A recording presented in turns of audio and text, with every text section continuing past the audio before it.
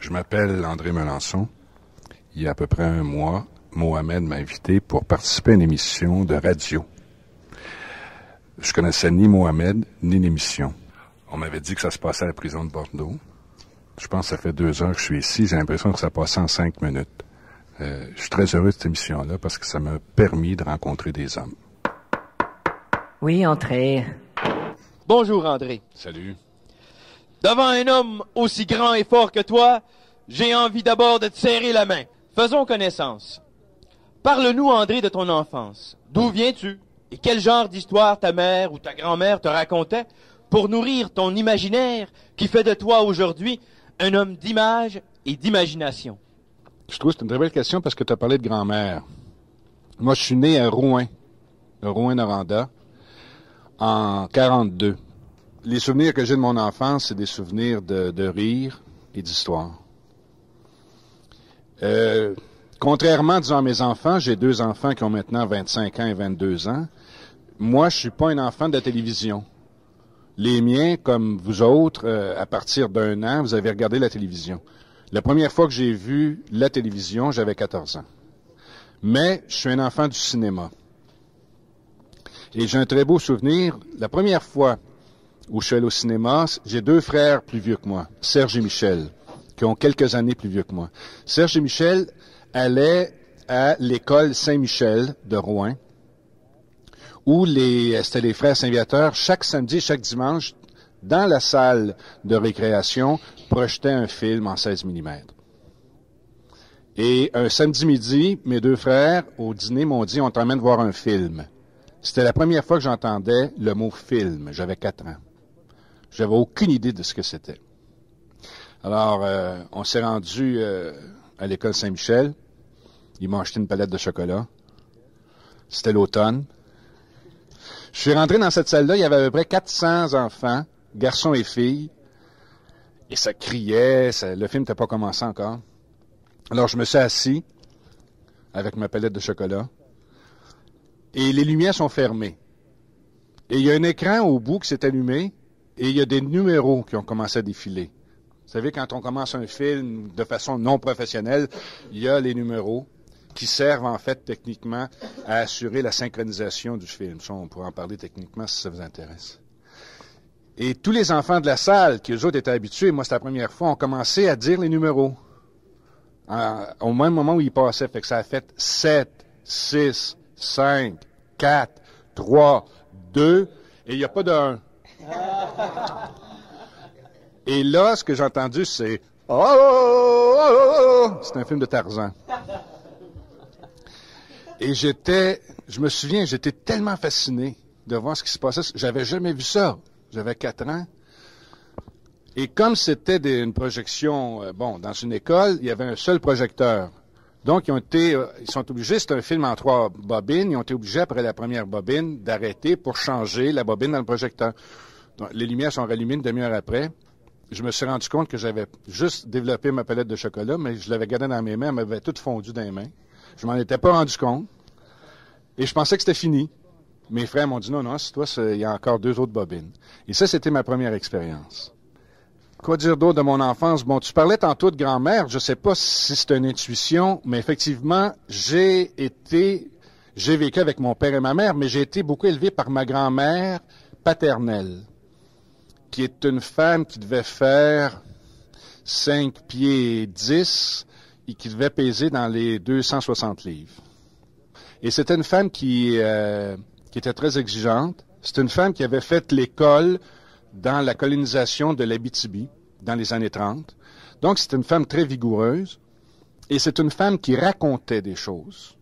Et tout petit, je me souviens déjà que chaque soir, ou pratiquement chaque soir, la grand-mère qui s'appelait Alma nous racontait des histoires. Et je pense que mon goût du cinéma, le désir violent que j'ai de faire du cinéma qui m'a jamais quitté, vient aussi de ces moments d'enfance-là.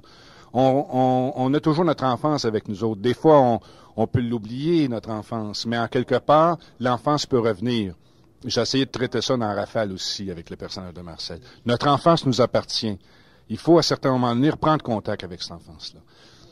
Alors, c'est bizarre, tu parles de grand-mère. Pour moi, en parlant de souvenirs d'enfance, c'est un souvenir très vivant.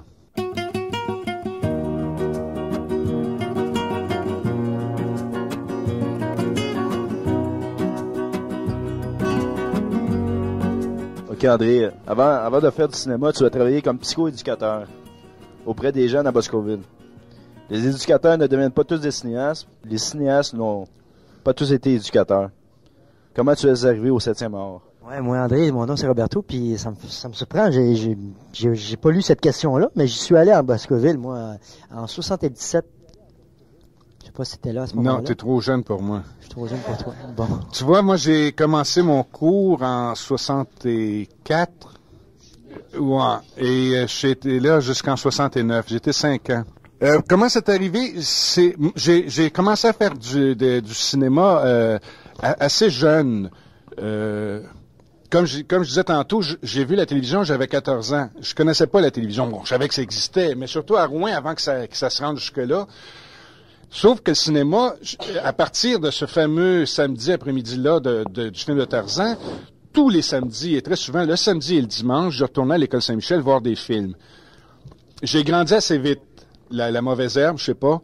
Ce qui me permettait à ce moment-là aussi d'entrer dans les salles commerciales de Rouyn-Noranda. Donc, il n'y avait pas de télévision, mais à l'époque, à Rouyn-Noranda, qui avait quelque chose, il n'y avait pas plus que 35 000 habitants. Donc, c'est une toute petite ville, il y avait 6 salles de cinéma ouvertes 7 jours par semaine, 7 soirs par semaine. C'est énorme, il en reste une maintenant. La télévision, la vidéo a tout jeté ça à terre. Et comme j'ai grandi assez rapidement, je pouvais rentrer aussi, je faisais semblant d'avoir 16 ans, puis j'en avais 12, mais j'allais beaucoup au cinéma. Et à l'âge de 12 ans, ma mère a acheté une caméra 8 mm à mon père. Et à Noël. Et je me souviens que pendant les vacances de Noël, j'avais écrit mon premier scénario et je dirigeais mon père. J'avais nommé mon père caméraman. Mes 2 frères et ma sœur étaient comédiens. Et j'avais fait mon premier film sur un vol d'un collier de perles qui appartenait à ma mère et qu'on a brisé pendant le tournage. Alors, oh non, ça nous a coûté très, très cher, ce tournage-là. J'ai toujours continué avec la caméra de mon père. Je suis déménagé avec ma famille à Montréal, j'avais 17 ans. Et l'année suivante, je me suis trouvé une caméra 16 mm et j'ai continué à faire des films amateurs. On a chacun, je pense, à un certain moment de notre vie, ce que j'appelle la route de Damas. C'est-à-dire ce que Saint-Paul a connu là, quand il a crissé le camp en bas son cheval. Là, bon, la route de Damas, c'est que tu rencontres qu'il se passe quelque chose dans ta vie qui va te marquer. Moi, ma route de Damas, au niveau du cinéma, en plus du film de Tarzan à 4 ans, j'avais 14 ans. Un dimanche soir, mon frère aîné, Serge, part après souper. J'ai dit, tu t'en vas où? Il dit, je m'en vais au cinéma Noranda.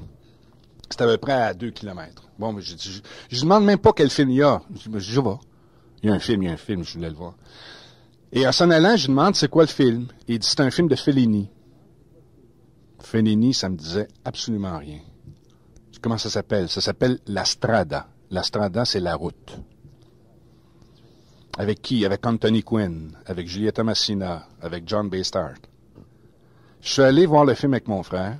J'avais 14 ans. Je suis sorti du cinéma. On est rentré à pied le soir, dimanche soir. Et en route, j'ai dit à mon frère Serge, je vais faire des films plus tard. C'était comme clair, et c'était ce film-là. Et juste pour terminer cette histoire-là, 30 ans après, j'avais 44 ans, je me suis retrouvé à Moscou, dans un festival de films. Moscou, chaque année, il y avait un festival de films. Et j'étais invité avec un film que j'avais fait qui s'appelle Bac et bottines. Et le film a gagné un prix. Alors, je me suis retrouvé sur la scène à la fin, à aller chercher mon prix.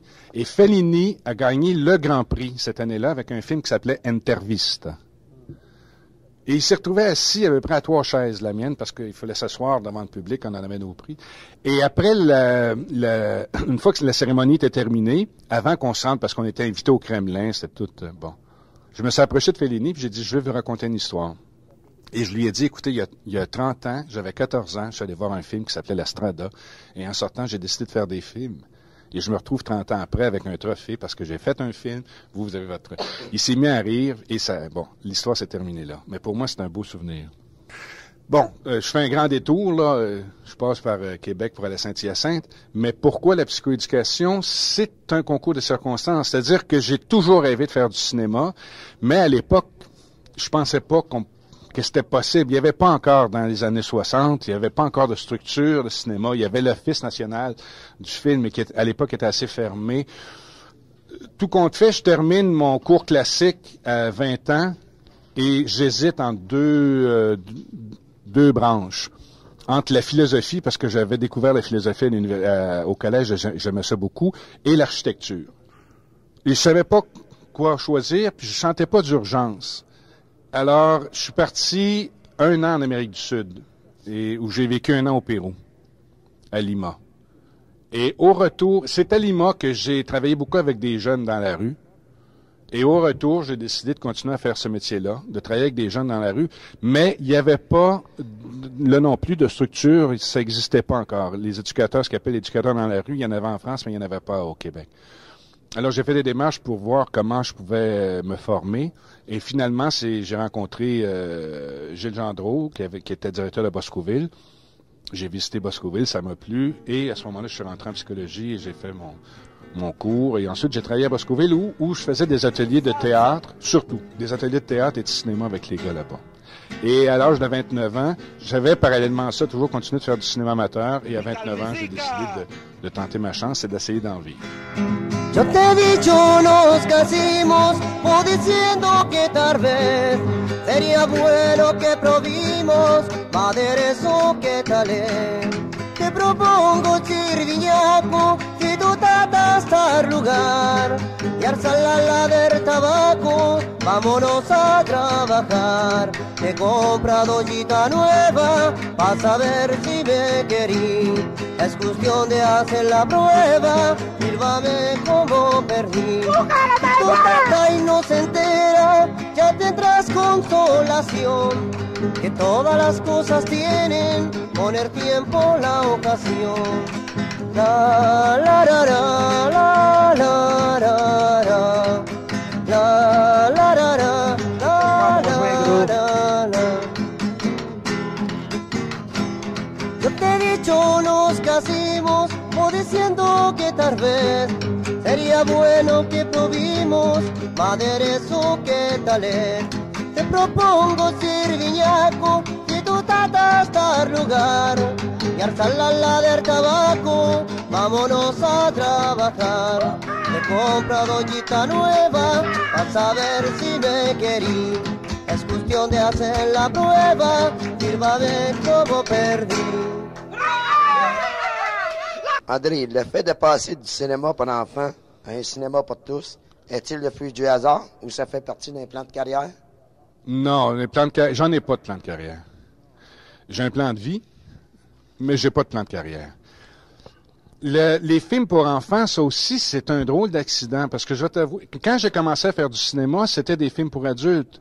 Mon premier film s'appelait Des armes et les hommes. C'était un documentaire fiction sur les guns, sur les armes à feu, où il y avait une partie de fiction avec, entre autres, Marcel Sabourin, Michel Forgette. C'était son premier film. Michel était sorti du conservatoire depuis 2 ans. Il travaillait pas, il n'y avait pas de job.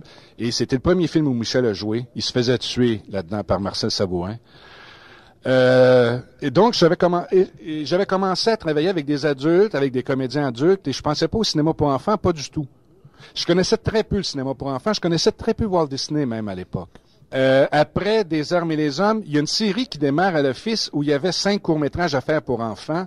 Et il n'y avait pas de cinéaste qui voulait les faire. Moi, ils m'ont proposé ça. Bon, j'ai dit, écoutez, je vais en écrire un. C'était des 20 minutes. Puis, je vais en faire un. Je n'ai fait un qui s'appelait Les oreilles mènent l'enquête. Et ça a bien marché. Ils m'ont demandé d'en faire un deuxième. Je n'ai fait un deuxième, un troisième. Et là, ça s'est enclenché. Après ça, j'ai fait un long métrage qui s'appelle Comme les 6 doigts de la main. J'ai fait un documentaire qui s'appelle Les vrais perdants. Et ça a continué comme ça pendant 14 ans. J'aime ça beaucoup. J'aime beaucoup travailler avec les enfants. Les enfants m'ont appris beaucoup de choses. Mais il y a 5 ans, le dernier que j'ai fait, c'est ça, il y a 5 ans, en Argentine, j'ai fait un film avec des petits Argentins, et là, j'ai senti le besoin de prendre une distance. C'est pas un divorce, mais disons que je fais chambre à part, là, avec... Hein? Un recul, prendre une distance parce que je questionne beaucoup le cinéma pour enfants. J'avais besoin de faire d'autres choses. Entre-temps, j'avais travaillé avec des adultes aussi. J'ai fait 6 ans de la Ligue nationale d'improvisation. J'aime beaucoup, beaucoup travailler avec des acteurs, des comédiens. Pour moi, c'est un des gros plaisirs de faire du cinéma et j'ai envie de faire du théâtre aussi. Alors, je suis revenu travailler plus avec des adultes. Il y a eu Rafale, il y a eu d'autres films, puis là, je prépare aussi un autre projet avec des adultes.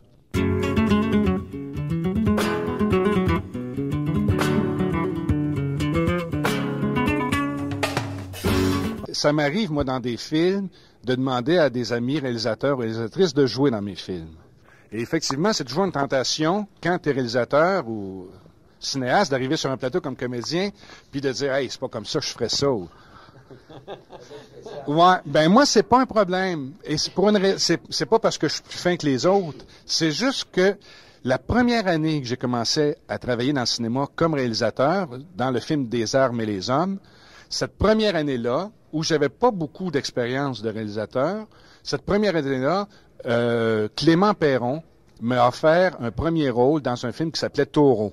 Et Taureau, Clément Perron avait écrit un très, très beau scénario qui s'appelait Mon oncle Antoine, qui avait été réalisé par Claude Justra.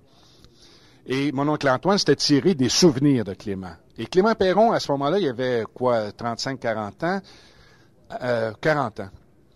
Il avait un souvenir d'enfance, il vient de la Beauce, lui. Il avait un souvenir que dans son village, quand Clément avait 7-8 ans, il y avait un type à peu près de 22 ans, que tout le monde appelait Taureau, parce qu'il était très fort, puis légèrement débile. Et ce que ça provoquait, c'est que toutes les femmes du village étaient en amour avec ce gars-là, donc les gars étaient en maudit contre lui, sauf que parce qu'il était un peu débile, puis très fort, les gars le faisaient travailler, ils le payaient très peu. Il était un petit peu la victime de tout ça. Et Clément se souvenait de ce personnage-là. Et il avait écrit un scénario qui est très beau, qui s'appelle Taureau.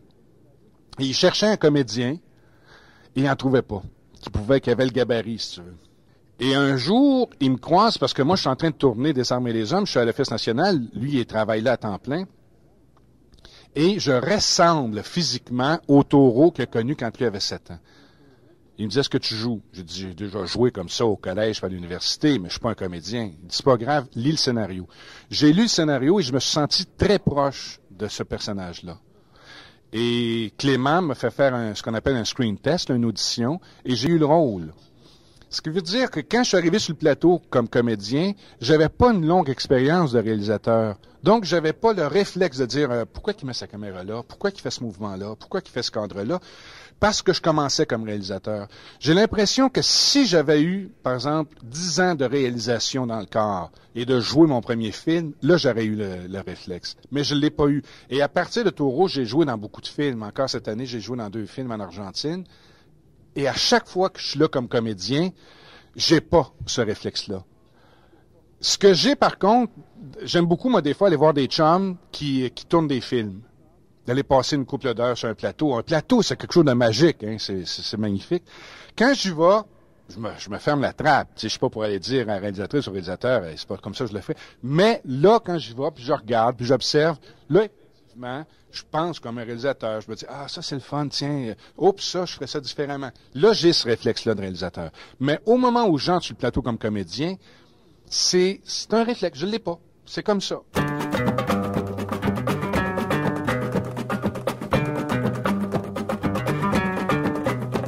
Salut André, c'est Guillaume, c'est la Bretagne et l'abbé Pierre qui te salue. Ah, ben c'est parce que tu sais que le Pérou, tu es au courant, toi. L'année que j'ai passé au Pérou, c'était avec l'abbé Pierre, avec les disciples d'Emmaüs. Et je l'ai connu parce qu'à ce moment-là, l'abbé Pierre est resté 2 mois à Lima. Il y avait eu un accident de bateau. L'abbé Pierre arrivait de Montevideo. Il avait traversé en bateau à Buenos Aires. C'est un parcours de 3 heures. Et dans la nuit, le bateau avait coulé. Et il avait passé la nuit dans l'eau. Il avait déjà 60 ans à l'époque. Alors, il est arrivé à Lima complètement, pas juste mouillé, là, il était défaite. Et il avait passé 2 mois. Donc, je l'ai connu. Il m'appelait son bûcheron canadien. Ah, ben c'est bien. Je voulais te poser une question, André. On te connaît comme réalisateur de films pour enfants. Rafale est ton 18e film. Même si c'est le premier qui s'adresse particulièrement à des adultes, l'allusion à l'enfance est quand même présente. D'abord par le personnage du Père Noël, par le passé de Gérard, ton premier personnage, et aussi par le passage de Kim Yaroshevskaya qui fait vivre à Gérard un moment de conte de fées. Est-ce que je me trompe de dire que ton expérience de réalisateur pour enfants te sera toujours utile dans tes films pour adultes? Tu te trompes pas du tout. De diriger des enfants aussi, tu apprends énormément de choses. C'est un mot qui est très... Je ne sais pas quoi employer d'autre, mais quand on parle de direction de comédien ou de diriger un comédien, c'est parce qu'il n'y a pas d'autres mots, mais j'aime pas beaucoup ce mot-là, parce que c'est pas ça, finalement. Dans mon cas que je fais, c'est pas une de direction de dire je te prends par la main puis je t'amène. Pour moi, travailler avec un comédien, c'est d'aller chercher qu'est-ce qu'il y a en dedans de lui pour l'amener le plus loin possible avec le personnage. Donc, c'est pas une direction, c'est une auto-stimulation, si tu veux, parce que, bon, le personnage de Kim Yaroshevskaya, comme femme et comme comédienne, c'est encore un enfant, elle a quelque chose de merveilleux. C'est d'aller chercher des choses à l'intérieur de ça. Donc, oui, la direction de comédien, même si j'aime pas le terme, le fait d'avoir travaillé avec des enfants, ça m'a aidé beaucoup pour les adultes. Tu touches à quelque chose de vrai dans Rafale. C'est pas gratuit. Il aurait pu, par accident, tuer n'importe qui. J'ai fait que ce soit un Père Noël, c'est comme si, à ce moment-là, Gérard venait de tuer son enfance. Et c'est en retrouvant son enfance avec Kim qu'il peut se reconnecter avec lui-même. Alors non, c'était pas gratuit. Agüita, agüita de putina y palomita, y ¿cómo quieres que yo me vaya, ay, ay, ay, sabiendo que te he querido, palomita? Agüita, agüita de putina y palomita, y ¿cómo quieres que yo me vaya, ay, ay, ay, sabiendo que te he querido, palomita? Tu padre, tu madre no quererán que yo me vaya contigo, palomita.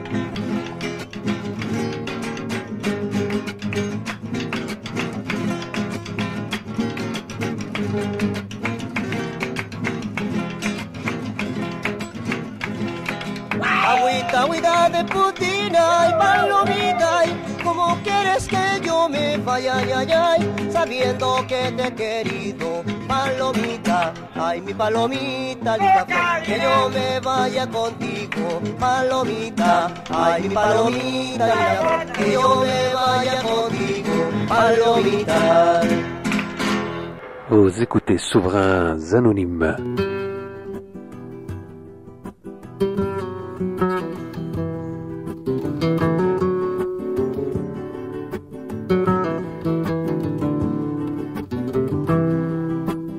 Les détenus de Bordeaux rencontrent André Melançon, cinéaste.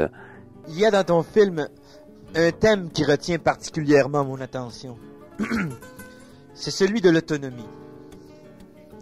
Puisque Gérard souffre de dépendance envers son frère, ce manque d'autonomie va le mener jusqu'au suicide. Personnellement, je retiens de ton film le message suivant: que l'épanouissement de l'homme ne peut s'accomplir s'il n'est pas autonome. Est-ce que je me trompe, André? Non, tu touches à quelque chose d'essentiel. Tantôt, c'est Bernard, toi. Hein? Il me parlait de plan de carrière, René, puis je te disais plan de vie. Mon plan de vie, c'est orienté vers l'autonomie. Et l'autonomie, pour moi, ça se décide à 3 mois, à 6 mois. L'autonomie grandit avec l'individu. Et c'est pas quelque chose... C'est très bizarre, parce qu'on a l'impression, des fois, pour les parents face à l'enfant, que l'autonomie, c'est comme une chemise, à un moment donné, tu te mets sur le dos. L'autonomie, pour un gars, souvent pour les parents, c'est à 16 ans des clés de char. Tu deviens autonome. Pour la fille, c'est à 16 ans des pilules anticonceptionnelles. Et tu deviens autonome. On devient pas... On apprend l'autonomie à partir de 3 jours, 3 mois, 3 ans. Bon. Donc, effectivement... Le problème fondamental de Gérard, c'est qu'il est complètement en dépendance avec son frère. L'autre thème de ça, c'est que l'autonomie est intimement reliée avec ton enfance. Et lui, avant de décider de mourir, il a pu revenir jusqu'à son enfance et se rendre compte qu'il y avait quand même eu un moment très fort à ce moment-là. Il aurait pu devenir d'autres choses. Il aurait pu... Tu sais, imaginez-vous, par exemple, que Rafale, au lieu de commencer avec les 2 gars qui attendent dans l'auto, puis quand Blanchard arrive pour les rejoindre, puis là, on installe, selon le code américain, tu sais, ils vont pas à messe, là. Tu sais, ils se préparent quelque chose.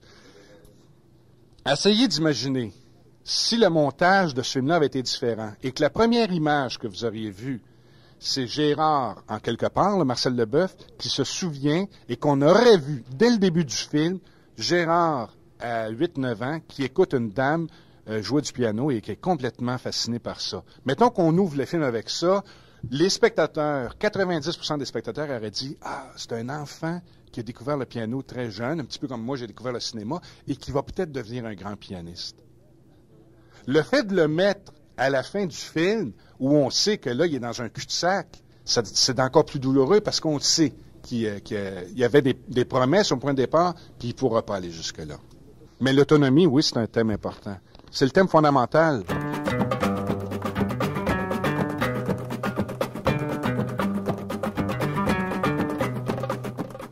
Salut André, bienvenue. Salut, je te remercie. Hein. OK, dans ton film, Rafale, il y a un personnage qu'on voit que quelques secondes et pourtant, sans lui, l'histoire du film n'aurait pas eu lieu. Je veux parler du personnage du Père Noël qui se fait tuer par hasard par une balle lancée dans l'air. On dit que le hasard fait bien les choses. Moi, je dis que le hasard fait parfois de bons films. Crois-tu au hasard? Oui. Moi, je crois au hasard. Je crois au hasard, mais en même temps, il y a tellement d'affaires qui arrivent par hasard. Mais en même temps, il faut que ce hasard-là soit... L'exemple niaiseux, là, c'est de dire une petite graine, là, une semence, sous l'asphalte puis dans de la terre. Le hasard, pour moi, c'est la petite graine. Mais il y a quelque chose en toi qui est de la terre. Moi, je crois beaucoup aux accidents de parcours. Je vais essayer d'identifier ce que j'entends par accident de parcours. L'accident de parcours, c'est un petit garçon ou une petite fille de 6 ans qui, un soir, revient de l'école et la mère lui dit « Mon oncle Gaston vient souper à soir. » Il connaît pas mon oncle Gaston. Mon oncle Gaston, il a vécu peut-être 10 ans en Asie. Et c'est mon oncle-là qui connaît pas du tout, que le petit gars, la petite fille connaît pas du tout, vient passer la soirée, soupe, et l'enfant l'écoute parler et il découvre quelque chose de la première fois de sa vie, quelque chose dont il n'a jamais entendu parler, ou une façon de vivre qu'il ne savait pas que ça existait. Et ça, pour moi, ça va créer un accident de parcours qui peut-être, là, ça va pas se manifester le même soir, mais peut-être que 4 mois, peut-être qu'1 an après, cet enfant-là, à un moment donné, va se rendre compte qu'il y a des objectifs, qu'il y a des rêves, et que ça vient de cette rencontre-là fortuite, accidentelle, le hasard. Sauf que le petit frère ou la petite fille de ce petit gars-là, peut-être que mon oncle Gaston, il a eu bien du fun, mais une fois qu'il est passé, c'est fini. Et il n'est pas pire ou mieux. C'est qu'on est chacun, on est quelqu'un de très individuel. On est quelque chose de très unique. Et c'est comment on réagit à ces accidents de parcours-là. Moi, quand j'ai vu la Strada, ça a changé des choses dans ma vie. Et je l'ai senti ce soir-là, mais ça s'est concrétisé 15 ans après. Je crois au hasard, mais il faut le recevoir en quelque part. Et c'est pas du tout un jugement. Tu reçois pas ce hasard-là ou tu le fais pas fructifier parce que t'es pas fait comme ça, alors qu'un autre, oui. Puis si tu regardes un petit peu, si tu remontes ta propre guerre, tu vas te rendre compte qu'il y a eu des rencontres dans ta vie, des romans, des moments. C'est par exemple, pour moi, le roman L'étranger de Camus, c'était un autre accident de parcours. Ça a changé des choses profondément dans ma vie.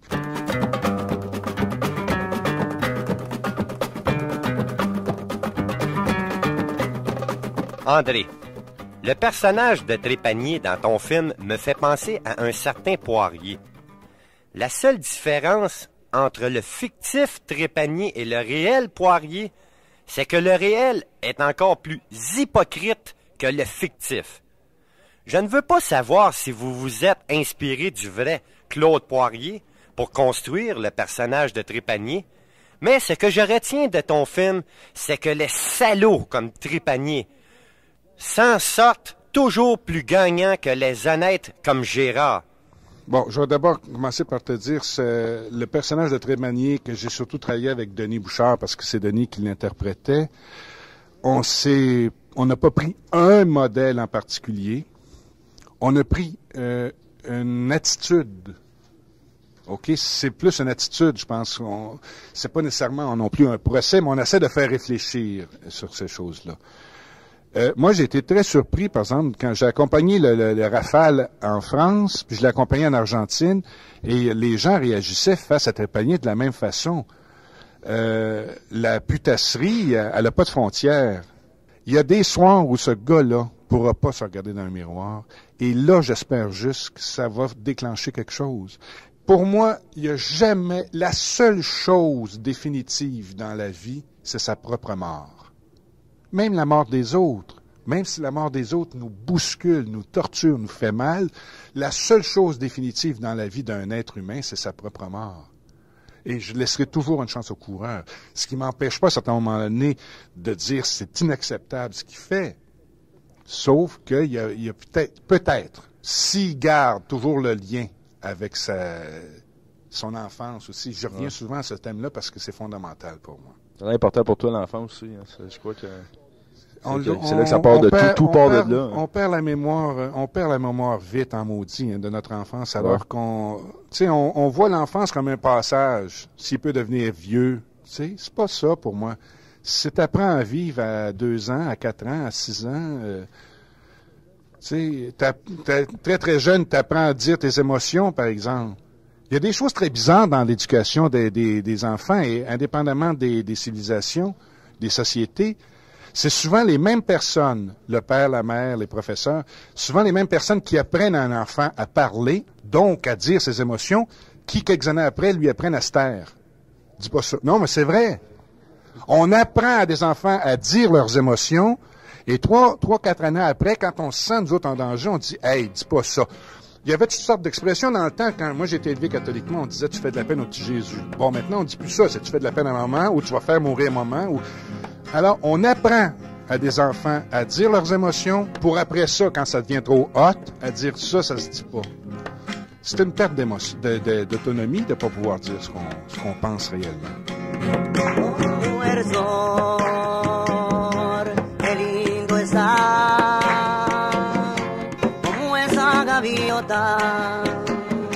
Se va y se va, viajando por las nubes, sembrando sus alas al volar, tiempos en horizonte,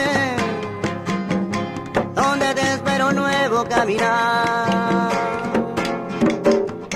Como un cielo cristalino, es un agua de amapola, y con voz del sentimiento, y si miras hacia adentro, si miras hacia adentro, verás que el sentimiento me dices que no está. Vous écoutez Souverains Anonymes. Les détenus de bord de rencontre, André Melançon, cinéaste. André, j'ai été étonné de savoir que La tempête de ton film est l'œuvre d'un seul homme. Moi qui chantais en regardant ton film, ah, que la neige a neigé. J'aurais dû plutôt te chanter quand les hommes vivront de melons et du poisson, il n'y aura plus de rafales de neige sur terre. Dis-moi, André, cette maudite neige artificielle, c'est peut-être facile à faire, mais le brouillard et tout ce maudit mauvais temps, comment avez-vous fait pour les reconstituer? On y a goûté en maudit, hein? Sur Rafale, on y a goûté parce que je me disais, bon, on a commencé à tourner à la mi-février jusqu'à la fin mars, mais on faisait l'extérieur fin février. Je me suis dit, on va au moins avoir une tempête pour faire les plans larges.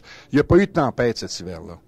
Alors, on est obligé de faire de la neige, nous autres mêmes, pendant 17 jours de tournage extérieur, de faire une tempête de neige.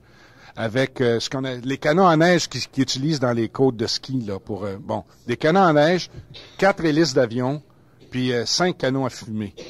C'était le bordel. C'était complètement fou. D'abord, ça garoche c'était une espèce de glace. C'est très dur à prendre. Et c'est le bruit que ça fait. On s'entendait plus. Alors, tout était par signe. Il fallait, après ça, on n'a pas synchronisé, mais on faisait des signes. Ça veut dire on commence à tourner, c'est à toi, on arrête, ou la prise est pas bonne, ou bon, il y avait toutes sortes de signes qu'on se donnait parce qu'on s'entendait pas. L'effet spécial, d'abord, c'est ça, c'est pas le fait d'un homme, la tempête de neige, c'est une équipe de 25 personnes uniquement sur la tempête de neige. C'est des effets spéciaux qui sont signés Louis Craig, qui est pour moi un des grands maîtres des effets spéciaux à travers le Canada. Et il peut accoter des gens aux États-Unis. Donc, Louis était là avec son équipe. Ça se prépare, hein. C'est pas le matin, on arrive, puis qu'est-ce qu'on fait? On fait une tempête. D'ailleurs, on a fait des tests 2 semaines avant. On marchait par perspective. Quand tu fais un plan, tu as le premier plan, le deuxième et le troisième. Le premier plan, il faut sentir la neige. Alors, avec leur canon à neige, ils projetaient, ils trouvaient, à chaque fois qu'on faisait un angle, ils regardaient l'axe dans lequel on filmait et ils projetaient de la neige. Le deuxième, il faut encore un petit peu de neige avec du vent. Si tu mets le vent trop proche, ça va aller trop vite. Donc, deuxième plan, plus de vent avec les hélices d'avion. Et au fond, de la fumée. C'est des canons qui lancent de la fumée. Il y en avait 6. On lance la fumée et avec la neige et avec le vent, ça donne, bon, et ça cache un peu tes perspectives. Le bordel. Mais ça a fonctionné. Ça a fonctionné. Mais, c'est ça, on tourne. Je tournais 17 jours, là, c'est long à maudit. À un moment donné, je me souviens qu'on rêvait, là, on arrêtait pour dîner le midi, là. Puis je me disais, moi, mon prochain film, ça va être un documentaire sur la pétanque en Guadeloupe. Quelque chose. C'est fini. C'était le bordel. Tu sais, Marcel Leboeuf, il a goûté à maudit. Son veston, là, son manteau, là, il y en avait 12. Au point de départ, on avait acheté 12. Parce qu'à chaque fois qu'il passait dans la caméra, il fallait changer. Après ça, il y avait aussi, quand il se tue, il a fallu y mettre un explosif, donc il fallait en prévoir 3-4 pour les prises, les différentes prises. Là, on faisait des prises.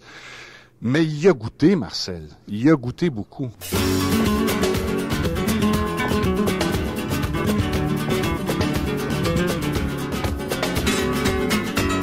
André, salut. Moi, c'est Carl.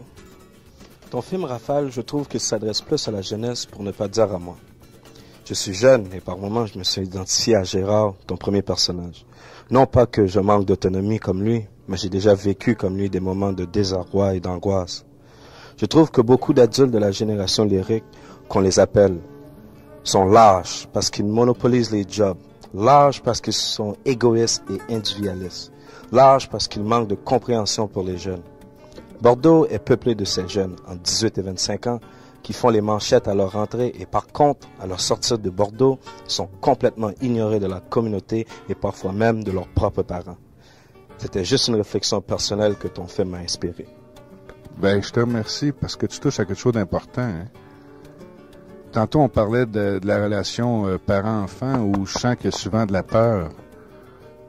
Une peur qui est complètement...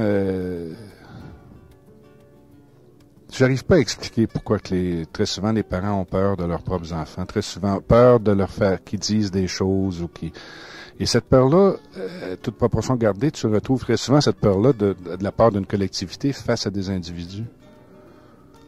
C'est pour moi la chose la plus. Au point de départ, c'est pas l'égoïsme qui est mon plus gros problème. L'égoïsme, pour moi, c'est une conséquence. C'est une conséquence de la peur. Tu deviens égoïste parce que tu as peur. Veut dire, on vit de plus en plus dans une société qui a peur. C'est parce que la peur, qu'est-ce que ça se fait? Ça te fait fermer tes portes, ça te fait mettre des serrures. Tu sais, tu te refermes complètement. C'est pas l'autonomie, c'est une forme. On est tous seuls. Je veux dire, pour moi, il y a une solitude fondamentale de l'homme, mais c'est une solitude solidaire. C'est-à-dire, si tu peux te retrouver, toi, ok, t'es unique, t'es tout seul, mais c'est pas une solitude contre. C'est que parce que t'es autonome et entier, que tu peux, à ce moment-là, entrer en contact et te connaître assez pour pouvoir entrer en contact avec d'autres et les connaître eux autres. Mais le phénomène de peur qui s'installe là-dedans, c'est un cancer pour moi.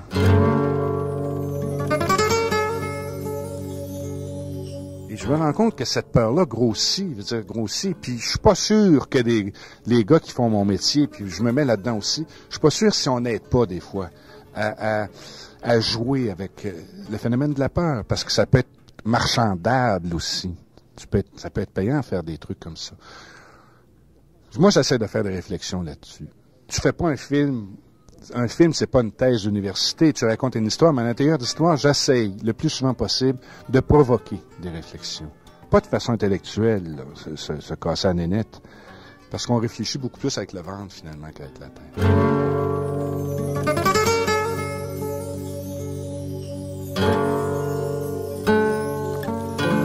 Vous écoutez Souverains Anonymes.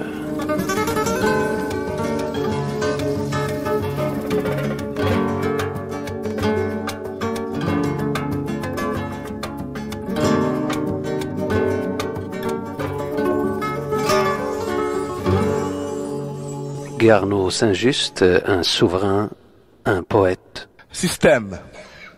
J'ai crié. Au secours. Il ne m'a pas aidé. Cynique. Me flanque encore une case.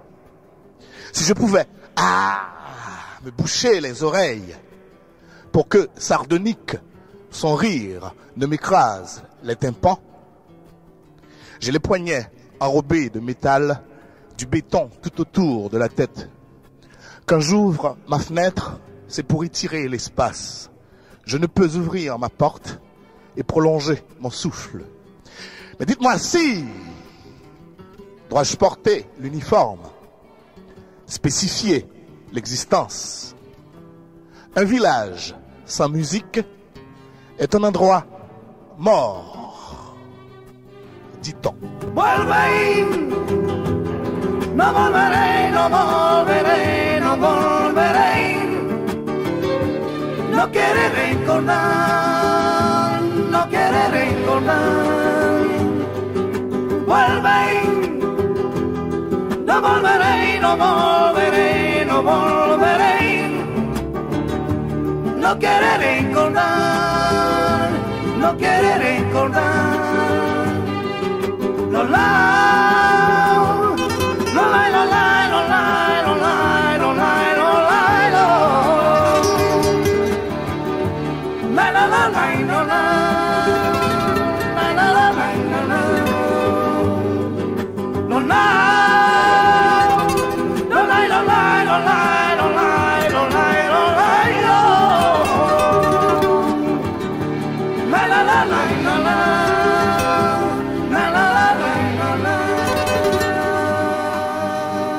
Moi, j'avais une réflexion personnelle sur ton film Rafale.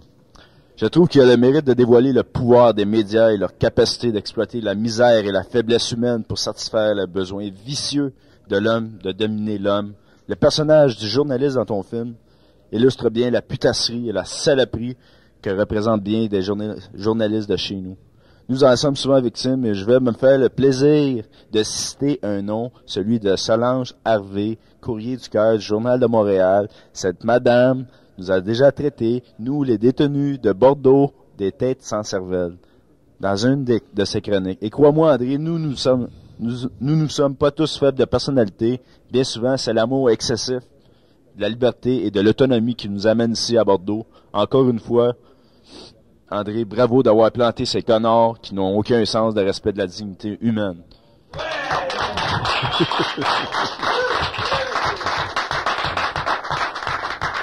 Ben moi, je te remercie. Juste c'est évident qu'il y a des connards là-dedans.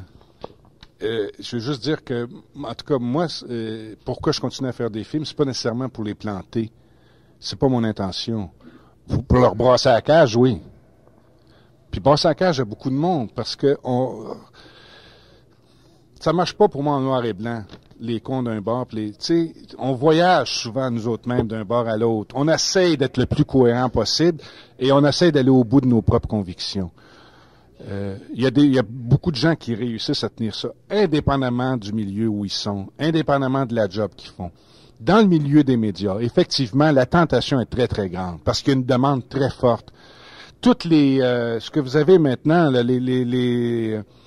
les entrevues en direct des gens qui souffrent, par exemple. Ça a démarré aux États-Unis il y a à peu près une dizaine d'années. C'est en train de faire, mais vraiment, des succès de rating incroyables en France, où ils prennent des gens, ils les questionnent, des gens qui souffrent, par exemple, un couple qui vont se séparer, ou ils les font pleurer en direct. Et en quelque part, c'est malsain, c'est de la manipulation. Mais ça va vraiment à l'inverse on remet encore toutes les patterns de peur, de non-confiance, c'est vraiment de la merde, je m'excuse.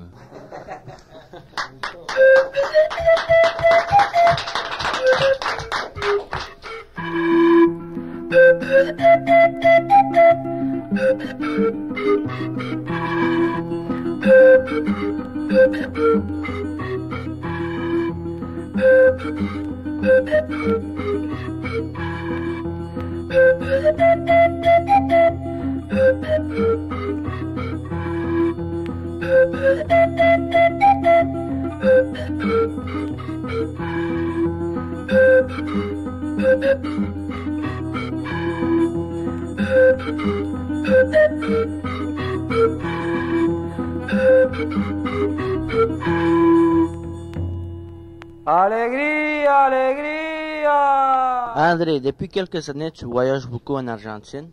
D'abord pour tourner ton film Fierro. Si. Et ensuite pour jouer un rôle dans le côté obscur du cœur. Dis-moi, André, qu'est-ce qui t'attachait à l'Argentine à part le cinéma et les belles femmes? Las mujeres, el vino, la comida, la cultura. Y no, también Maradona. Y también soy enamorado. Tengo mi amor en Argentina desde casi un año. Una actriz fantástica. ¿Cómo se llama? Se llama Luisina Brando.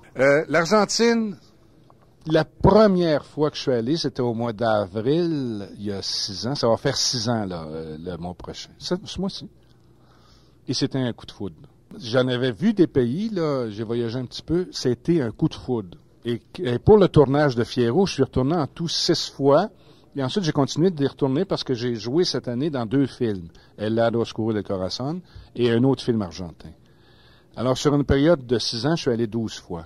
Surtout que là, bon, je suis en amour avec une Argentine, fait que j'y vais plus souvent, je suis en train de faire vivre le bel, là. Mais l'Argentine, nous autres, les Centro-Américains, on connaît ça beaucoup parce qu'ils font beaucoup de soap, je sais pas comment t'appelles ça. Oui. Novelas. Oui, à la télévision, oui. Très mauvaise. Oui. La télévision argentine, c'est très mauvais. Et tout le monde le dit, tout le monde est...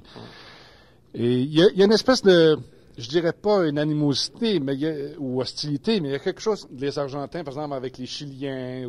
Il y a une expression très belle d'abord qui dit les Chiliens adorent le tango. Parce que dans chaque tango, il y a un Argentin qui meurt.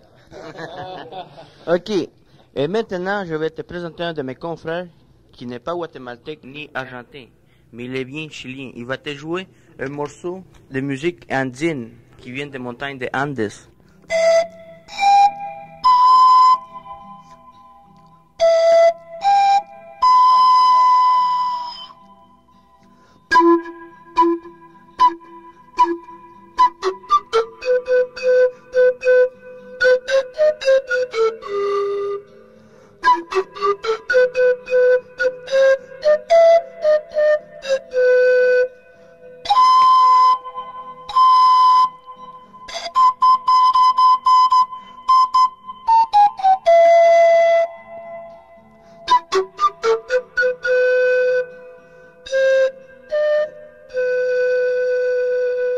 Bonjour André. Salut. Mon nom c'est Denis. La prison m'a rendu mon fils. C'est le titre d'un film que je voudrais écrire moi-même, parce que c'est l'histoire de ma vie. Il a fallu que moi et mon fils nous nous retrouvions à Bordeaux pour reprendre contact. Voici l'idée originale d'un film qui pourrait peut-être aller jusqu'au César. Dis-moi André, est-ce que je rêve en couleur ou en noir et blanc? Non, c'est préférable de rêver en couleur tant qu'à rêver. Je veux dire. Quelqu'un qui n'a plus de rêve, je veux dire, c'est comme s'il manquait d'essence dans son moteur. Je veux dire. Pour moi, il y a 2 choses. Là, je ne vais pas commencer à donner un cours en psychologie, mais ça m'avait bien frappé dans mes études. Il y a chez l'enfant ce qu'on appelle la pensée magique. C'est autre chose que le rêve. Mais la pensée magique fonctionne un petit peu comme un rêve. Tu as le petit gars de 6 ans que tu amènes à l'aréna ou au forum un soir puis qui voit Mario Lemieux. Bon, ce petit gars-là de 6 ans regarde Mario Lemieux et il dit à son père, demain matin, tu me jettes des patins, et il se voit sur la patinoire comme Mario Lemieux. C'est magnifique, c'est merveilleux. Il va les mettre, ces maudits patins, le lendemain, il va aller sur la glace, il va patiner sa bottine. Mais ce qui est fascinant, c'est qu'il faut pas qu'il dise, si je suis pas Mario Lemieux, j'arrête tout de suite, je le ferai pas. Non, il faut qu'avec son rêve, il faut pas rester à la pensée magique en disant, je mets mes patins, puis lui, petit gars de 6 ans, se voit comme Mario Lemieux. Mais comme ça, là, du jour au lendemain, il faut que la pensée magique continue d'être un rêve, mais un rêve où on prend les moyens pour aller au bout. Et parce que ça s'apprend le patin. Mario Lemieux, la première fois qu'il a patiné sa bottine. Gretzky aussi. Sauf qu'ils sont allés au bout. Alors, le rêve, pour moi, est important. Et le rêve, il faut pas que ça demeure une pensée magique, Parce que c'est trop facile après ça, si tu n'arrives pas à ton rêve, de dire c'est la faute des autres ou des choses comme ça. Non, un rêve est quelque chose d'essentiel dans la vie de chacun. Et il faut en avoir plusieurs rêves. Mais il faut prendre les moyens, puis tous les moyens qu'on a. Tu sais, des fois, je rencontre des étudiants qui me disent que c'est que ça prend pour être cinéaste. Première qualité, je pense, c'est d'avoir une tête de cochon. Et vraiment d'y tenir à ses affaires. Et c'est dans tout ça. Et ça part toujours de rêves. On revient encore une fois à l'enfance. C'est-à-dire, l'enfance a des rêves et il faut les mener au bout, puis il faut prendre les moyens pour. Il n'y a pas d'adultes. Il n'y a que des êtres qui ont oublié qu'ils l'étaient. Qu'ils étaient enfants. Ouais. Voilà. Et je comprends ce que tu veux dire. On l'est toujours. On l'est toujours. Il y en a qui gardent leur enfant plus près d'eux autres. Mais pour moi, un adulte aussi, c'est un enfant qui a frappé des murs. Parce que dans la vie, il y en a des murs. Vous dire. Pour moi, une des choses les plus importantes à éviter quand tu frappes des murs, puis on en frappe toutes, c'est de développer une espèce d'amertume. L'adulte, dans son sens péjoratif, pour moi, c'est quelqu'un d'amer. Je dis pas quelqu'un de désespéré. Moi, j'ai rien contre le désespoir. Le désespoir, c'est une façon bon, tu vas au bout. C'est comme quand tu cales d'une piscine, tu descends jusqu'au bout pour pouvoir te mettre les deux pieds puis de remonter dans n'importe quelle situation. J'en vis une actuellement. Je me suis fait refuser un projet auquel je tenais beaucoup. Ça faisait 2 ans que je l'écrivais. On me le refuse. J'étais obligé de flusher, le tirer à la chaîne. Bon, alors tu te laisses descendre jusqu'au fond de la piscine, puis là, une fois que tes 2 pieds, tu te remontes. Donc, le désespoir, j'ai rien contre. C'est l'amertume. C'est le cynisme. Ça, je trouve qu'on devient des adultes pas mal croches à ce moment-là. Parce que le cynisme détruit quelque chose de l'enfance. L'enfant arrive au monde, il commence à avoir des rêves, il reçoit des claques à la gueule, il frappe des murs. Il peut se désespérer, mais s'il arrive à éviter l'amertume, il va toujours aboutir en quelque part.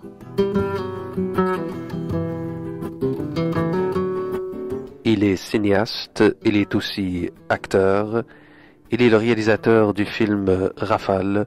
Aujourd'hui, c'est l'invité des souverains anonymes, André Melançon. André, voici une question spéciale. La solitude est une caverne où coule une éternelle source d'eau.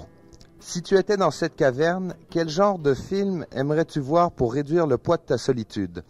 1. Le côté obscur du cœur de Eliseo Subiela. Un chat dans le sac de Gilles Groux. Voleur de bicyclette de Vittorio De Sica. Une femme sous influence de John Cassavetes. Ou alors, comment faire la politique au Canada sans se fatiguer de Kim Campbell. Le dernier, je l'ai pas vu. Mais c'est très bizarre que tu donnes tous ces titres-là parce que c'est tous des... Je sais pas si tu as fait une recherche ou tu as déjà vu une entrevue que j'ai donnée, mais c'est tous des films importants pour moi. Donc, l'Astrada. Puis l'Astrada. C'est parce qu'on est tout courant ici. Ta question m'embête. Je sais pas. Premièrement, je sais pas si je regarderais nécessairement un film isolé dans une caverne, comme tu disais, avec l'eau qui coule. Je pense que ce que j'essaierais dans un premier temps, c'est de prendre très longtemps pour l'écouter, l'eau qui coule. On vit dans un monde où on n'arrête pas de zapper. On zappe pas juste devant la télévision. On zappe dans notre vie continuellement. On fait du zapping du matin au soir dans notre tête. Alors, de retrouver un contact avec quelque chose, mais très profondément, quelque chose de vivant, comme un cours d'eau, comme une petite rivière qui coule. Bon, c'est vivant, tu peux pas dialoguer avec, mais tu peux. Il y a une musique, il y a un son. Il y a 2 ans et demi, j'ai vécu quelque chose de bien difficile. Ma blonde est partie. Alors, on vit tout ça, là, à certains moments donné, je le souhaite pas à personne.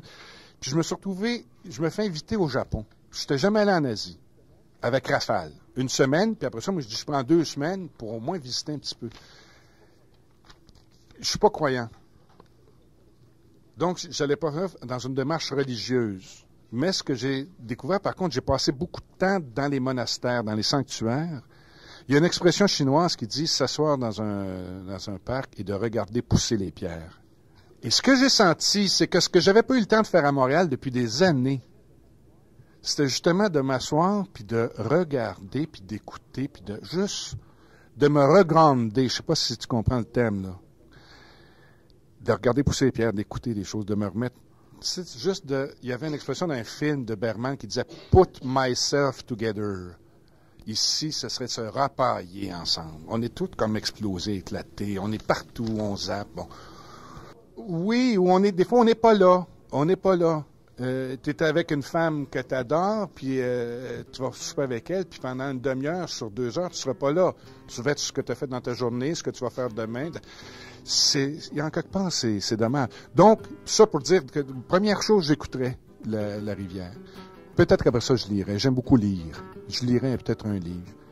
Mais j'essaierai de profiter de ce moment-là, sans trop zapper. OK, salut André, moi c'est Donald. Donald. Salut. J'ai une question différente pour toi, André. Parmi les cinéastes que tu as fréquentés, il y en a un qui ne fait plus courir les critiques depuis des années. Je veux parler de Gilles Groux, qui ne fait plus de films, mais qui n'est pas mort non plus. Comment tu expliques qu'un cinéaste aussi important que lui soit mis dans le sac? Non. Gilles avait pas une cote. C'était difficile pour Gilles de faire des films. Mais c'est pas les autres qui l'ont mis dans le sac. C'est que Gilles a eu, il y a une dizaine d'années, un terrible accident d'auto. Et il en a gardé des séquelles. Alors, Gilles vit actuellement, je pense, dans la région de Saint-Hyacinthe. Il habitait Saint-Charles sur le Richelieu. Et il est plus en mesure, il est diminué. Il a conscience, mais il n'arrive pas à se regrander, là, comme je disais. Ça fait une dizaine d'années. C'est une grosse perte. Gilles était un des cinéastes les plus importants pour le cinéma, l'histoire du cinéma québécois, qui est une histoire... Le cinéma québécois a débordé le Québec. Je veux dire, il y a une cinématographie très importante. Il y a Gilles qui a été important. Il y a Michel Brault au niveau des images. Gilles, beaucoup au niveau de comment raconter des histoires. C'est un type qui n'a jamais fait de compromis. C'est un type qui avait un rythme très constant, mais il allait au bout de ses convictions. C'était un bonhomme très important. Ben, je veux dire, là, il y a 2 ans, c'est Cassavetes qui est parti. C'est pour ça que Rafale est dédié à Cassavetes. Pour moi, c'était un cinéaste aussi. Dans ma vie, à moi, Cassavetes, c'est important. Amor mío, por favor, tú no te vas. Yo contaré a las horas. Ven allá. Amor mío, por favor, tú no te vas. Je m'appelle Roberto et je suis le cousin de Madonna. Elle m'a parlé hier soir au téléphone pour avoir de mes nouvelles. Elle m'a appris qu'elle vient d'acheter une petite boîte pour 4 millions de dollars sur la côte atlantique. Elle m'a appris aussi qu'elle vient de renvoyer Kevin Costner, son garde du corps. Les Italiennes sont jalouses même avec leur garde du corps. Je te regarde, André, tu es grand, fort, et tu as toutes les qualités qu'une Italienne désire chez un homme. Tu sais, André, Madonna est ma cousine, je la connais bien. Elle a beau vanter son autonomie en exhibant son anatomie, elle ne peut se passer d'un garde du corps. Franchement, je ne vois nul autre que toi pour jouer ce rôle. Accepterais-tu, André, de changer de métier, juste le temps de t'enrichir et retourner faire des films avec le budget que tu veux, comme tu le veux?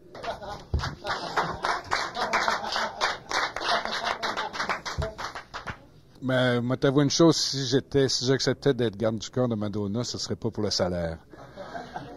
1. 2, au risque de décevoir, je suis pas sûr que j'aimerais ça être garde du corps. Je dis, j'ai assez de la misère à garder mon corps moi-même. Non. Tu sais, en vieillissant, ce que je me rends compte, là, je veux pas parler comme un vieux poivreau, là, mais c'est que tes choix deviennent beaucoup plus clairs. C'est-à-dire que les choses secondaires deviennent vraiment, c'est très clair que c'est secondaire, puis les choses importantes, c'est très clair. Alors, tu choisis de façon beaucoup plus claire. Moi, je choisis à 51 ans de façon beaucoup plus claire que je choisissais, disons, à 30, 35 ans. J'ai des rêves dans ma vie, des rêves de vie personnelle, puis des rêves de métier. Et ça, c'est assez clair. Je veux continuer à faire des films, je veux être heureux avec ma blonde, je veux continuer à être très proche de mes 2 enfants. J'essaie de vivre avec ça, avec un rythme, d'ailleurs, que j'ai appris aussi en Argentine. C'est pas pour rien que j'aime l'Argentine, j'aime le rythme sud-américain aussi beaucoup. Il y a une espèce de rythme qui est beaucoup plus proche de... Puis qu'on vient de là, de toute façon, qu'on ne se raconte pas d'histoire. Je veux dire, on n'est pas des citadins de naissance. On a juste à remonter 2 générations, puis on vient à 95% de la campagne avec le rythme de la campagne. Je veux dire qu'on ne fasse pas chier avec le... Tu sais, c'est pas vrai. Alors, ce rythme-là, on l'a effacé en dedans de 2 générations, mais il nous appartient encore. Et quand on le retrouve dans une situation comme ça, par exemple, à Noël, je me suis promené pendant 3 semaines dans la Patagonie, c'est fantastique. Et tu trouves un rythme de vie, là, aussi, qui est réel, qui n'est pas inventé. Oh, bon, un gars s'énerve.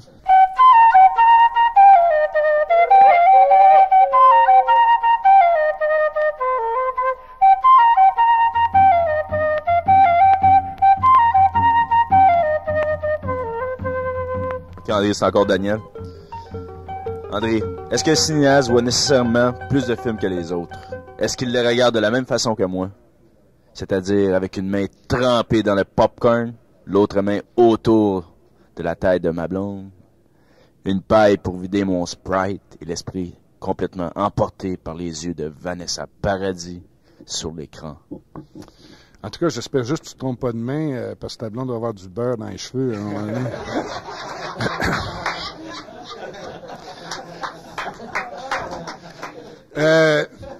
Me te faire une confidence, là, juste à toi, là, t'en parles pas. Oui, moi, j'ai un... C'est une espèce de rituel. Il y a certains films où je m'avais un popcorn pour les voir. Par exemple, quand j'allais voir des James Bond, je les voyais toujours avec un popcorn. Quand je vais voir un bon thriller, je m'achète un popcorn. Bon, hier après-midi, je suis allé voir une comédie française qui s'appelle Les Visiteurs, qui est très bien faite, très drôle. J'aurais pu, mais là, j'ai pas acheté de popcorn. Si je vois beaucoup de films, oui. Je vois beaucoup de films, beaucoup de théâtre aussi. J'aime beaucoup le théâtre. Et il se passe à Montréal, depuis à peu près 7-8 ans, il y a beaucoup de jeunes comédiens, des jeunes troupes. Il y a du très bon théâtre à Montréal. Je vois beaucoup de films, sauf à une période bien précise. C'est les dernières semaines, les derniers mois, disons, où j'écris un scénario. Je ne veux pas aller voir le cinéma. Pour vraiment essayer de focusser sur ce que j'écris, pour pas m'éparpiller. Puis quand je suis en tournage, là, j'y vais pas du tout. Mais après ça, oui, j'y vais assez régulièrement. J'ai vu des films depuis, ça fait 46 ans, je vois des films. Je pense que je suis sorti 5 fois d'une salle de cinéma avant que le film finisse. C'est très, très rare. Si je commence à regarder le film puis à l'analyser, la technique, tiens, il fait un dolly ici, tiens, il fait un zoom in, c'est que le film m'emmerde. Je veux être ému. Je veux qu'on me raconte une histoire. Je retrouve au cinéma ce que j'ai vécu avec Alma, avec ma grand-mère.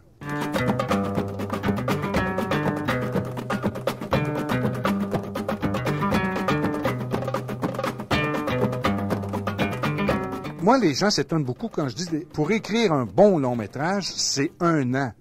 Et là, les gens ont l'impression que j'écris les fins de semaine, puis le reste du temps, je prends un coup, je fume un joint.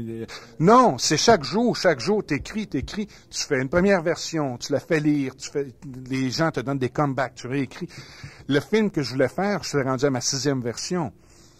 Parce que c'est fragile. C'est celui qui n'a pas été accepté, celui que je suis en train de flusher, là. C'était une très belle histoire. Ça faisait des années que j'avais envie d'écrire un portrait de femme.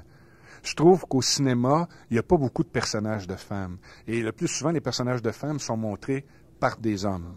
Par des femmes. Ça s'appelle Ça s'appelait Quatuor pour Madeleine. C'est l'histoire d'une femme de 35 ans qui s'appelle Madeleine, qui a des hommes importants dans sa vie. Elle est vétérinaire. Cette fille-là, elle a 35 ans. Quand elle avait 23 ans, après ses études, elle est allée se promener. Comme bien des jeunes vont se promener en France. Elle est arrivée en Italie. Et un jour, à Florence, elle a rencontré Bernardo, qui avait 15 ans plus qu'elle, qui est sculpteur dans une petite ville qui s'appelle Sienne, qui est une des plus belles villes d'Italie, en Toscane. Et il tombe en amour. Lui est marié, mais elle va aller vivre avec lui dans son atelier. La femme de Bernardo accepte. Bon, les Italiens. Hein. Et Madeleine va vivre 3 ans avec lui. Et un jour, lui s'en va à Florence pour affaire, puis il va avec sa femme, puis elle le prend plus, elle écrit une lettre, elle revient. Et il se passe 10 ans. Elle a fait son cours de vétérinaire. Elle est devenue vétérinaire. Elle travaille dans une clinique avec un Breton qui était son amant à un moment donné. Elle a même été enceinte de lui. Elle s'est fait avorter parce que lui était marié. Puis bon, elle a un autre grand copain qui a 60 ans qui habite sur le même palier. Ils sont locataires dans un immeuble. Et lui, c'est un type qui est un comédien, il était sous 40 ans. Pendant 40 ans, il a fait toutes les bars du Québec à raconter des histoires de cul. Là, il a arrêté de boire, puis c'était un rôle pour Claude Blanchard. J'adore Claude. C'était sa vie à Claude aussi. Depuis 1 an, elle est en amour avec un type de 25 ans, donc qui est 10 ans plus jeune qu'elle, qui s'appelle Christian, qui travaille dans un studio de son. Et le film commence. Elle est à Montréal, tout ça. Donc, il y a Christian dans sa vie. Il y a Jean-Michel Le Breton, qui est son associé avec qui elle s'entend très bien. C'est un petit peu comme son vieux mari. Puis il y a Hervé, qui est le comédien qui habite à côté d'elle. Et le film commence au moment où Bernardo, pour la première fois, vient à Montréal parce qu'il y a une rétrospective de ses sculptures. Ça fait 10 ans qu'ils se sont jamais vus et Bernardo veut la revoir. Et elle se rend compte qu'elle a encore un désir. Elle a le désir de cet homme-là. Madeleine se rend compte qu'elle est encore en amour, sauf qu'elle est en amour aussi avec Christian. On a toujours fait des films où un homme est en amour avec 2 femmes. J'avais envie d'écrire un portrait d'une femme qui pouvait aimer 2 hommes et être bousculée par ça. C'est une très belle histoire.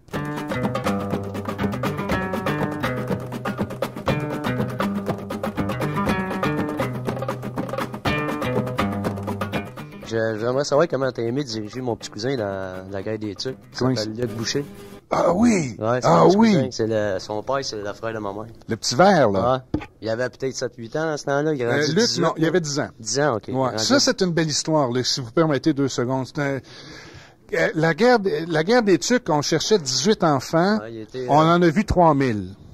Il était choisi dans son école. Non, on a vu une grosse gang. Et on a fait venir, de ces 3000-là, on a sélectionné plus que 200. Un petit peu plus que 200 qui sont venus faire l'audition. Et cet enfant-là, je trouvais qu'il avait une gueule incroyable. D'ailleurs, il était blanc, parce que c'est un enfant qui sort pas. Hein. Il va à l'école, puis il rentrait chez eux, puis il jouait, il regardait la télévision. Puis là, il a passé 4 semaines dehors, tout ça. Et d'ailleurs, une belle anecdote aussi, il s'est fait des sous, tous les enfants avaient caché. Et il a offert un voyage à sa mère et lui pour aller voir leur sœur. C'est à la sœur de sa mère. À la sœur de sa mère à Los Angeles en autobus. Hey, c'est de la route, ça, en autobus. Moi, je l'ai fait sur le pouce à un moment donné. T'as pas fait en avion? Non, je pense qu'il était allé en autobus. Oh non, il était magnifique, Soy que la recordas de mí, que el silencio que me vas, que ya perdí cuanto a ti. Sé recordada del amor que nunca vadecerá, para que sirve dolor hoy mi vida, porque tú serás el motivo, porque del amor pensar en ti hoy mi vida.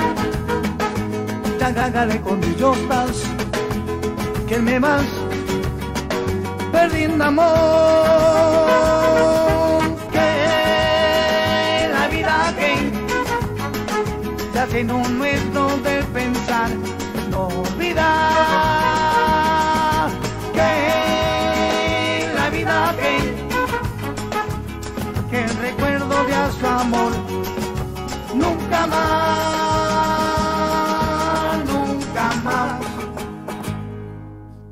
André Melançon, dans ta jeunesse, tu rêvais de faire du cinéma comme Fellini. Aujourd'hui, il y a des jeunes qui voudraient faire des films comme Melançon. On n'a pas fini de voir tes films et de te voir dans les films. De ton passage à Bordeaux, nous garderons le souvenir d'un homme disponible, généreux et calme, le contraire même d'une rafale. Au nom de tous mes camarades, je te déclare souverain anonyme.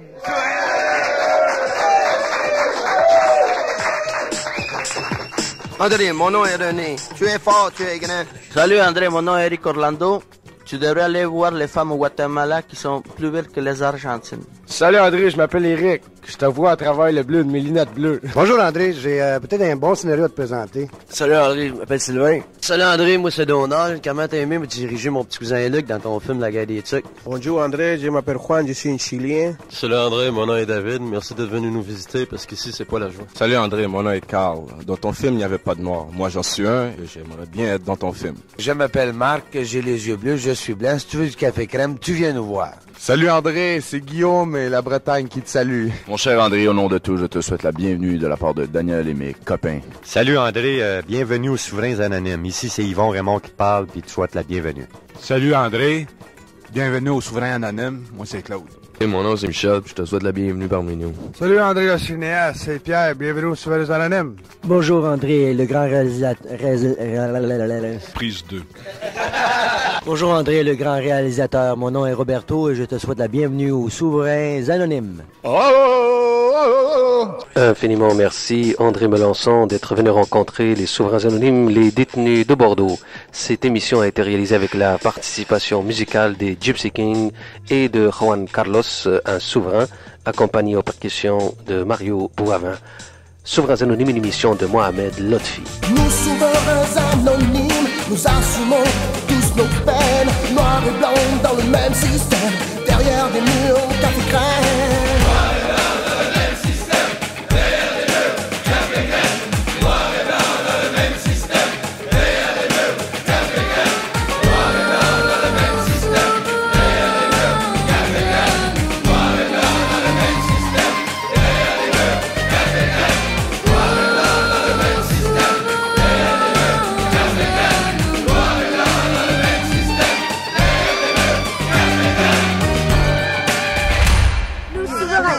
Anonymes, nous sommes capables de réflexion, capables de rêver d'illusion, d'amour, passion, sensation.